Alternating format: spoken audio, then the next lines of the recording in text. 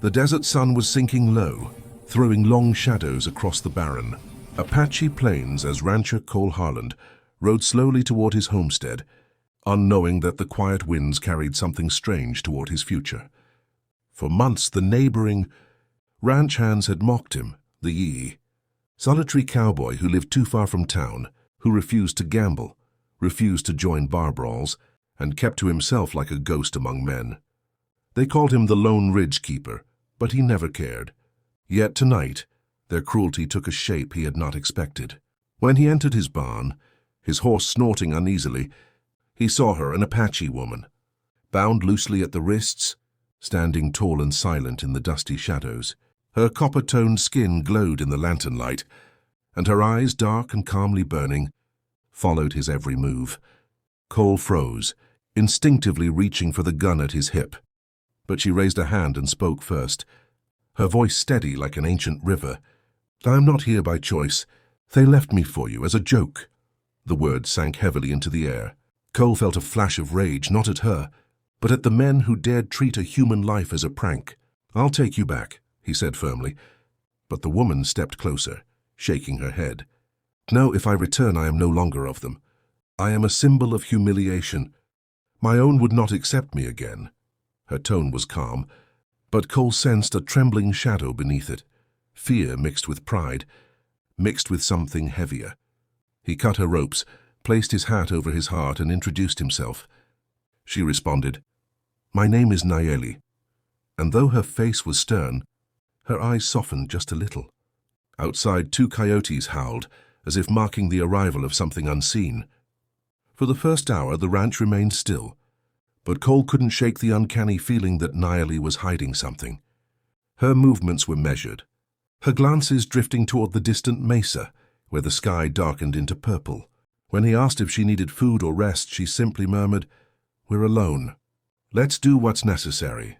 The words chilled him, not because they were threatening, but because they carried an unspoken urgency. What did she mean? Why did it feel as if something or someone was tracking her? As the night deepened, Nayeli paced the barn like a restless spirit, her ears tuned to sounds Cole's human senses couldn't detect. Every now and then she whispered something under her breath, old, Apache words he could not decipher. When he pressed her for answers, she stared at him intensely, as if weighing whether she could trust him. Finally, she revealed a sliver of truth. She explained that earlier that day, a band of raiders attacked a roaming Apache group she had been traveling with. She escaped, but not alone. She had taken something from the raiders, something they desperately wanted back. Cole stiffened. "What did you take?" he asked, but she refused to answer. Instead, she told him he must stay awake, keep his gun ready, and trust no sound in the night. Hours passed. Coyotes fell silent, and the plains became unnaturally still. Cole felt the weight of unseen eyes watching the homestead from the dark distance. And then, shortly after midnight, a sudden whistle echoed across the desert, sharp, high, and inhuman. Nayeli froze. "They've found me," she whispered. "And whatever happens, cowboy, don't let them inside." Cole tightened his grip on his rifle, heart hammering as shadows shifted beyond the fence line. This was no joke anymore. Something dangerous was coming. And whatever Nayeli had brought with her, it was only the beginning. If you're enjoying this intense Wild West mystery, make sure to subscribe, so you don't miss the next shocking twists and powerful stories. The second whistle came closer, slicing through the wind like a blade dipped in cold fear, and Cole instinctively stepped in front of Nayeli, aiming his rifle at the darkness spreading outside the barn door. Nayeli touched his shoulder lightly, not a gesture of fear but of calculation. "You don't understand," she whispered, the words trembling with urgency. "They aren't here to kill me. They're here to retrieve what I carry. And if they get it, your land, your people, every ranch for miles will suffer." Cole felt the ground beneath his boots throb with the weight of the unknown. "Then tell me what we're dealing with," he demanded. Nayeli hesitated only a heartbeat before she reached into a hidden fold of her leather attire and pulled out a small stone. smooth, round, carved with ancient markings glowing faintly green. Cole's breath caught. The thing pulsed softly like it was alive. My people call it the Heart of Echoes, she explained. An old relic. It reveals paths, exposes hidden water beneath desert soil, and grants visions to the one who holds it.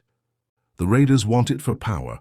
Power to bend tribes, ranchers, towns to their will. Cole felt a cold sweat break along his neck.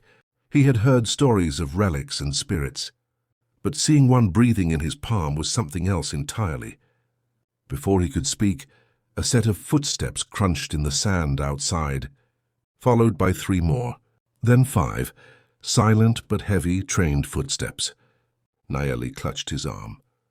They moved like ghosts because they were trained to hunt in silence. Raiders, ex-military, mercenaries, they are all one under their new leader. He wants the relic, Cole swallowed. Then we fight. Nayeli nodded, but her voice softened with something he didn't expect. Not just for me. For the land you love. The barn door shuddered as something slammed against it. Cole fired a warning shot, the echo booming across the plains. A voice answered from the darkness, deep, calm, chilling. Return what belongs to us. And we leave you alive. Nayeli leaned close to Cole's ear. Don't trust him. They never leave witnesses. Another blow shook the barn door. Cole realized they had seconds. Quickly, Nayeli guided him toward a narrow trapdoor beneath the hay. An underground irrigation tunnel, she said. Your land hides more than you know. They climbed down just as the barn door splintered behind them.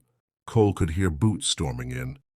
The men searching, scattering tools, whispering to each other in low, sharp tones. Nayeli led the way through the dusty tunnel, the green glow of the relic lighting their path. Cole followed, adrenaline surging through his blood. The tunnel eventually opened into a rocky ravine behind the ranch, hidden by tall brush and boulders. But the moment they emerged, a shadow stepped out, tall, cloaked, rifle aimed. Cole raised his gun, but the figure spoke. No need, the stranger said. She won't shoot. Nayeli stiffened, her breath catching with recognition. You, she whispered. The man lowered his hood, revealing sharp eyes and a cold grin. I warned your tribe not to touch the relic. They didn't listen. Cole fired first, forcing the stranger to dive behind a rock. Nayeli bolted, pulling Cole toward the ravine edge. Gunfire erupted behind them, bullets sparking off stone. Nayeli shouted over the chaos.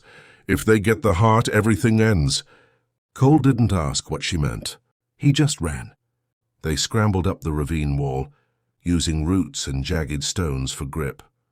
The stranger shouted orders to his men, and within seconds the raiders were climbing after them. When Nayeli and Cole reached the top, a gust of wind swept over the mesa. Cold, unnatural, almost whispering. Nayeli raised the relic, and for a moment the air shimmered, revealing a hidden path leading toward distant cliffs. This is what it does, she gasped. It shows the way out. They fled along the glowing path as the raiders reached the mesa. Shots rang out. Dust jumped around their feet, but the path guided them faster than any natural trail. At the cliff's edge, Nayeli turned to Cole. Throw it. Cole blinked. What? Throw it off the cliff? It's the only way. They will follow it and be lost. He hesitated only a second, then hurled the relic into the deep canyon below. The glowing trail vanished instantly.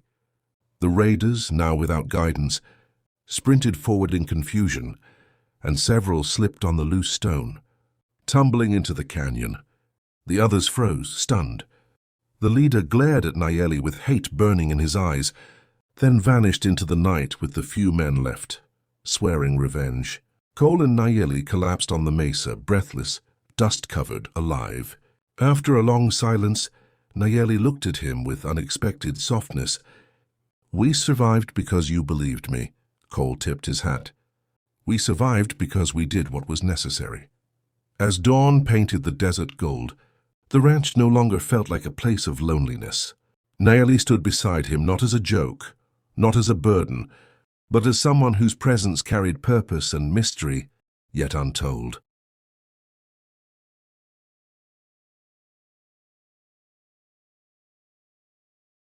Their story was just beginning, and in the quiet morning breeze, Cole felt something he hadn't felt in years,